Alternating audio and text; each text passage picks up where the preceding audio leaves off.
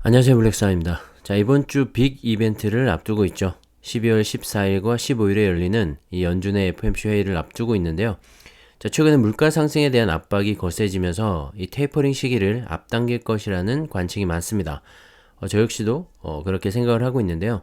자, 오미크론 변이 바이러스로 인해서 시장이 한 차례 충격을 받았을 때도 연준의 매파적인 기조는 꺾이지 않았었죠.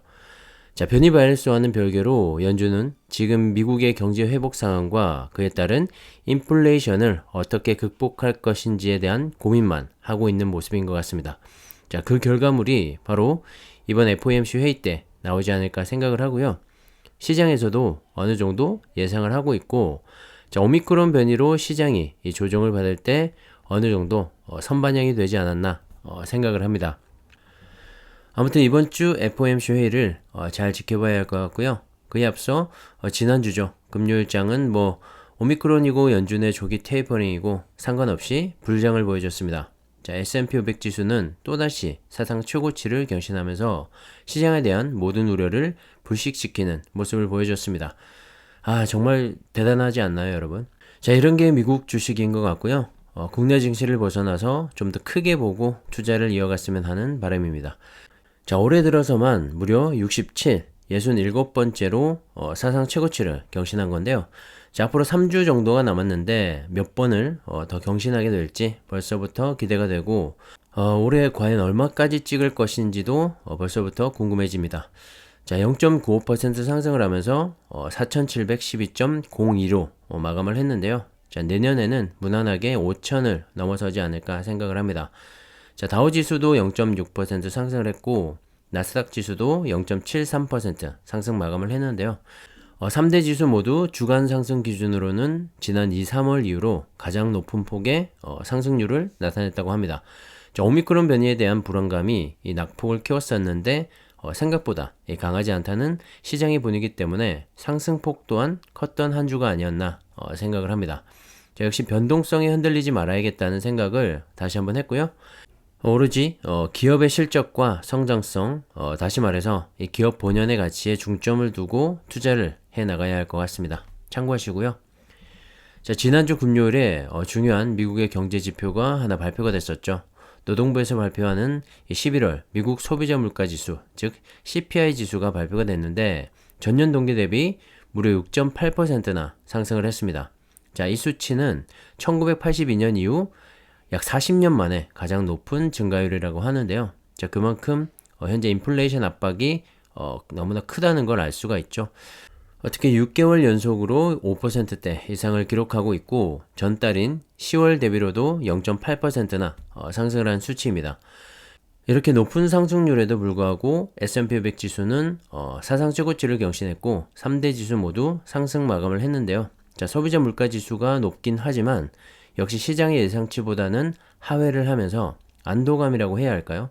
자, 미국 시장은 이 예측 불가능을 가장 싫어하기 때문에 더 안 좋았을 것을 예상했는데 그보다는 좋게 수치가 발표가 되면서 오히려 증시 상승에 힘이 실리는 모습이었습니다. 자, 그리고 식품과 에너지를 제외한 근원 물가 지수도 함께 발표가 됐는데 전년 동기 대비 4.9% 상승을 하면서 지난달과 비교해도 0.5%더 높게 발표가 됐습니다. 자, 이 수치 또한 지난 1991년 이후로 가장 높은 상승률이라고 합니다.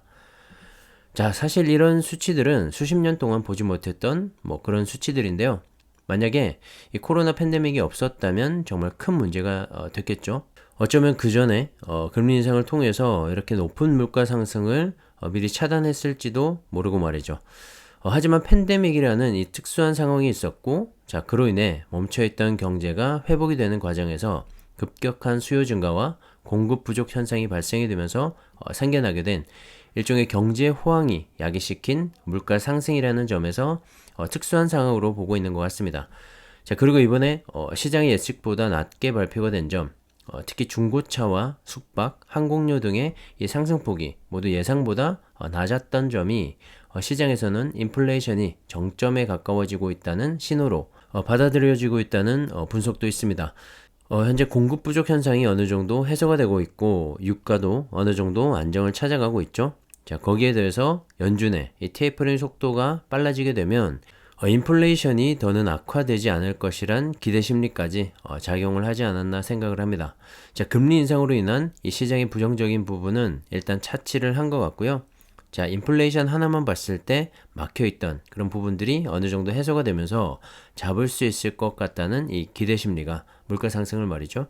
자, 그런 심리가 반영이 되면서 미국 3대 지수의 상승을 이끌지 않았나 생각을 합니다. 자, 오미크론발 변이 이슈가 시장을 불안하게 만든 가운데도 지난 한 주 동안 빅테크죠. 나스닥 시총 상위의 종목들은 이 큰 폭의 상승세를 보여줬습니다.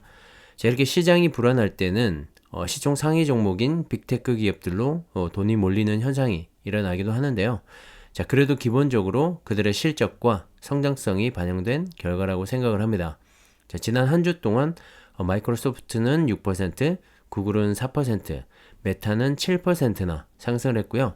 자, 그 중에서도 시총 1위인 애플은 무려 11% 가까운 상승을 보여줬습니다. 애플 정말 대단한 것 같고요.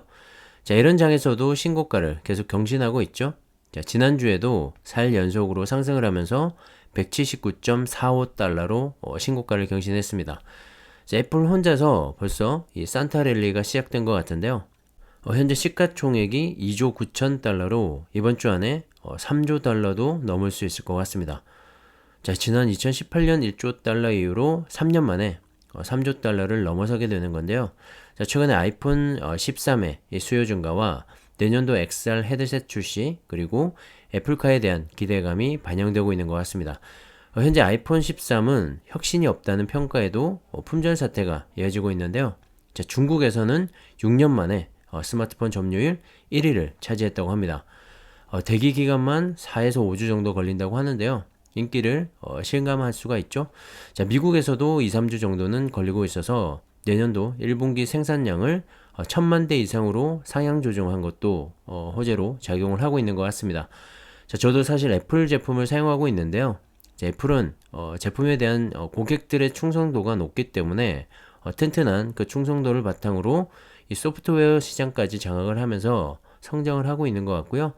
내년에 출시될 XR 헤드셋이 또 얼마나 좋게 나올지에 대한 기대감과 최근에 이 전기차의 확대 보급에 따른 애플카 등장 이슈까지 애플의 주가가 잘 갈 수밖에 없는 이유인 것 같습니다. 참고하시면 좋을 것 같고요. 이번 한 주도 이 애플의 주가 흐름을 기대하면서 지켜보시면 좋을 것 같습니다. 오미크론 변이 바이러스가 생각보다 강하지 않으면서 우리가 기대하고 있는 이 산타 랠리가 이어질 것으로 시장에서도 전망하는 분위기입니다. 신중론과 매수론이 팽팽하게 맞서고 있는데요. 저는 개인적으로 매수론에 한 표를 던지고 싶습니다. FOMC 회의를 앞두고 있고 조기 테이퍼링 종료와 함께 조기 금리 인상이라는 이슈도 있지만 그래도 저는 시장을 낙관하고 있는데요. 특히 연말 랠리는 이어지지 않을까 조심스럽게 생각을 합니다. 이번 FOMC 회의 이후로 상승세가 이어지지 않을까 생각을 하는데요. 어차피 테이퍼링 속도를 높여서 빨리 끝내는 건 기정사실화가 되어가고 있기 때문에 연준의 이 확정적인 발표와 함께 시장은 상승세로 돌아서지 않을까 생각을 합니다. 자, 월가의 주요 투자은행들도 내년도 S&P 500 지수 전망치를 내놓고 있는데요. 자, 크레디트 스위스, CS라고 하죠. CS에서 5200으로 가장 낙관적으로 시장을 바라보고 있습니다. 내년도 미국의 GDP 성장과 함께 물가 상승도 연 3% 수준으로 보고 있고 노동시장의 회복과 이 생산 확대 그리고 현금을 쌓아둔 기업들이 자사주 매입에 나서면서 주가 상승세를 이끌 것으로 전망을 했습니다. 골드만삭스를 비롯한 JP모건까지 시장을 좋게 보고 있고요. 다만 뱅크 오브 아메리카는 4,600의 전망치를 내놓으면서 올해보다 더 떨어질 것으로 예상을 했습니다. 자, 월가의 전문가들마다 의견이 분분한 상황인데요. 자, 이런 전망치는 참고만 하시고요.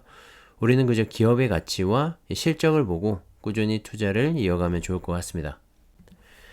좀 전에 CS에서도 이 기업들의 자사주 매입을 언급했었는데요. 자, 미국 S&P 500 기업들이 지난 3분기 역대 최대 규모로 자사주를 매입했다고 합니다.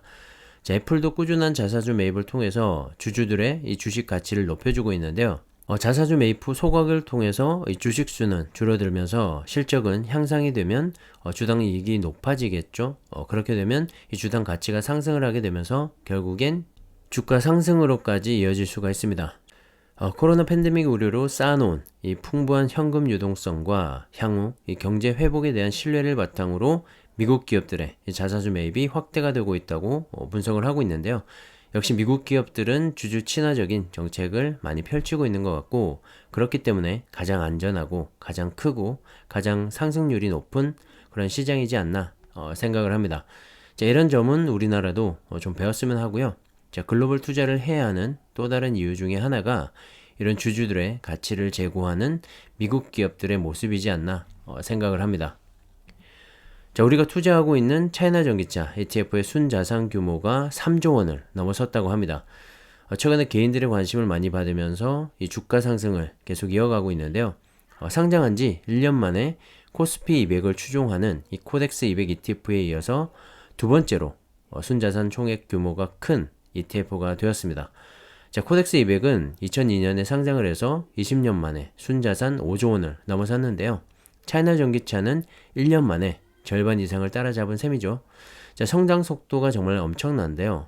지난해 12월 8일 상장 이후로 이번 달 10일까지 89% 상승을 했습니다. 역시 2차전지 배터리만큼은 중국과 한국 시장인 것 같고요. 중국에서 2차전지를 대표하고 있는 CATL을 비롯한 BYD와 세계 3위의 리튬 생산 기업인 강봉리튬까지 투자를 할 수가 있어서 중장기 투자 시에 꼭 가져가시면 좋을 것 같습니다. 자, 전 세계에서 돈이 가장 많이 몰리고 가장 안전하고 성장성 또한 가장 높은 이 미국에 대한 투자는 ETF를 통해서 보다 안정적으로 가져가면 좋을 것 같고요. 그 외에 미국에서는 약한 하지만 구조적인 성장을 시작하고 있는 2차전지 배터리만큼은 국내에 상장된 ETF를 통해서 꾸준히 모아가시면 좋을 것 같습니다. 자, 오늘도 제 영상은 참고만 하시고요. 여러분의 성공 투자를 항상 응원하겠습니다. 자, 오늘은 여기까지 하겠습니다. 감사합니다.